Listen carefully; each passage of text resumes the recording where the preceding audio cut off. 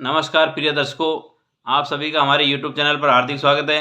दोस्तों, आज की कहानी में आप जानेंगे कि लाफिंग बुद्धा, जो कि आप हर दुकान में, हर घर में देखेंगे, इसको रखने के पीछे क्या उद्देश्य है और इसकी प्रथा कहाँ से चली और कब से चली।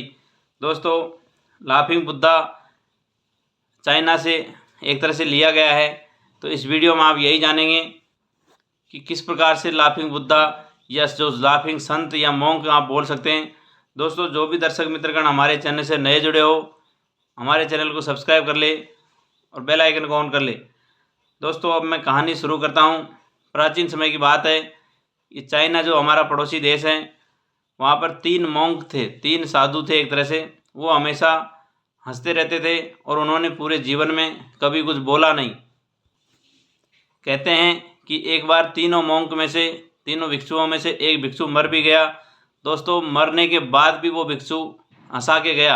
आप कल्पना नहीं कर सकते कि ये एक आदमी मरने के बाद भी किस प्रकार से हमारे जीवन में खुशियाँ भर सकता है, किस प्रकार से हमारे जीवन को हंसा सकता है। तो आप पूरा वीडियो अंत तक देखेंगे तो इस वीडियो में आप जानेंगे कि मरने के बाद भी एक आदमी किस प्रकार से हमको हंसा के जाता है, खुशी देता है।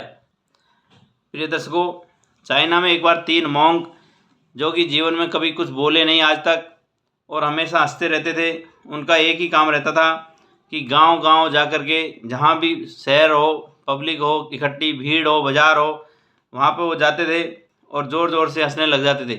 हंसने का कारण किसी को कुछ नहीं बताते थे। लगातार जब वो हंसते रहते थे तो उनका ध्यान खींचने के लिए लोग इकट्ठे हो जाते और लोग भी उनकी हंसी के बाद में खुद भी हंसने लगे और धीरे धीरे करके सारा गांव उनके साथ हंसने लगा और लोग अपने दुख दर्द को भूल करके कुछ समय के लिए उसी खुशी के माहौल में, उसी आनंद के माहौल में घुल मिल गए। प्रिय दर्शकों, इन तीनों मोंकों ने, तीनों साधुओं ने, तीनों भिक्षुओं ने पूरे चाइना को हंसी के माहौल से भर दिया और ये तीनों भिक्षुक लाफिंग बुद्धा की तरह, लाफिंग बुद्धा के नाम से फेमस हो गए। इनकी हंसी कुछ इस प्रकार से होती थी कि ये हमेशा हंसते रहते और इनको ऐसे लगता था कि जैसे इनको कोई ब्रह्मांड का बहुत बड़ा, ब्रह्मांड का रहस्य मालूम चल गया हो या ईश्वरीय मजाक को समझ गए हो। इनके पास जैसे अद्भुत कोई रहस्य हो। लेकिन दोस्तों, जो भी रहस्य हो, लेकिन इन्होंने इतना किया कि पूरे चाइना वालों को हंसना सिखा दिया। पूरे चाइना वाले अपना दुख भूल करके खुशी के माहौल में ढल गए।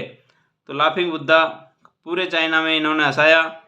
अब दोस्तों, होता है क्या, एक रात तीनों जो मोंक थे, तीनों भिक्षुक थे, उसमें से एक रात सोते सोते एक जो भिक्षुक था उसकी मौत हो जाती है। अब आप समझ सकते हैं, मौत के बाद वैसे तो दुख का माहौल होता है, स्तब्ध रह जाते हैं, क्योंकि जब हमारे जीवन से ये कोई आदमी परमानेंट चला गया तो उसका तो दुख होता ही होता है। दोस्तों, तीसरे दोस्त की खुशी में दोनों जो मोक्ष थे वो उसके लाश के पास में बैठ करके ज़ोर ज़ोर से हंस रहे थे। अब धीरे धीरे ये गांव में खबर फैल गई कि तीनों जो मोंक थे उसमें से एक मोंक की मौत हो गई। अब दोस्तों, पूरा गांव दुख के माहौल में गमगीन था और ये दोनों जो भिक्षुक थे जिंदा, ये दोनों अभी हंस ही रहे थे। अभी गांव वाले इनसे पूछ रहे थे कि भाई तुम क्यों हंस रहे हो, अभी ये तो मर गया, इसमें माहौल ख़राब है, इस समय आप सब के पास बैठ करके इस तरह से रोया नहीं जाता है। तो दोस्तों, ये कहने लगे कि ये आदमी जो हमारा साथी था, हमारा मित्र था, ये एक बार हमको फिर से हरा के चला गया। हमारे दोनों तीनों में ये शर्त लगी थी कि पहले कौन मरेगा। तो दोस्तों, आज इसने जवाब दिया।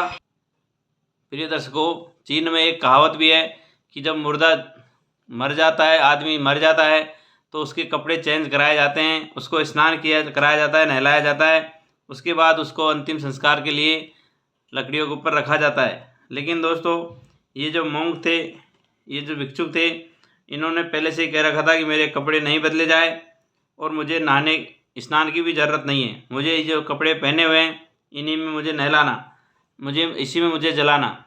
तो दोस्तों, ये जब इसको उसी रूप में, जो कपड़े पहने हुए थे उसी रूप में लकड़ियों पर रखने लगे, तब भी दोस्तों जो पहने हुए कपड़े थे उसी में उसको रखा गया। क्योंकि ये जो भिक्षुक था जिसके आज मौत हुई है, ये पहले कहता था कि मेरे जीवन में इतनी खुशियाँ हैं कि मैंने कभी जीवन में मैल इकट्ठा होने ही नहीं दिया, इसलिए मुझे नहलाने की ज़रूरत नहीं है। मेरे जीवन में कोई दुख परेशानी हुई नहीं है, इसलिए मुझे इन्हीं कपड़ों को पहना के रखना, क्योंकि जैसे कपड़ा हम बदलते हैं उसी प्रकार से हमारा शरीर आत्मा बदलता है। तो इसने यही बोला कि मुझे कपड़ा नहीं बदलना है, इन्हीं कपड़ों में जलाना है, मुझे नहलाना भी नहीं है।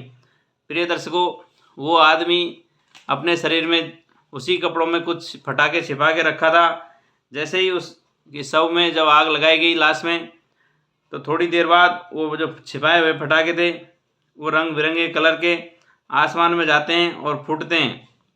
दोस्तों, बड़ा चारों तरफ खुशी का माहौल, लोग बाग जो गांव में शव यात्रा पे इकट्ठे हुए थे, इसके मरने के बाद भी एक बार हंसने लगे कि ये क्या चमत्कार हो गया। दोस्तों, लाफिंग बुद्धा जो मरने के बाद भी एक बार सब गांव वालों को हंसा के गया। पूरे चाइना में ये लोग फेमस थे और आज भी आप देखते होंगे हर घर में, हर दुकान में लाफिंग बुद्धा को सुख समृद्धि का प्रतीक माना जाता है और ये लोग अपने घरों में रखते हैं सजा के। तो दोस्तों, ये थी आज की कहानी, जिसमें मैंने बताया कि किस प्रकार से लाफिंग बुद्धा की शुरुआत हुई और किस प्रकार से इन्हें पूरी चाइना में सुख समृद्धि भरी, और आज हम भी इसको फॉलो करते करते हमारी दुकानों में, हमारे मकानों में इसको सजा के रखते हैं। तो ये इनको दोस्तों पवित्र माने जाते हैं, कुछ लक्की माने जाते हैं। आज की कहानी में इतना ही। आप सभी को हरिओम, राधे राधे, जय श्री कृष्ण।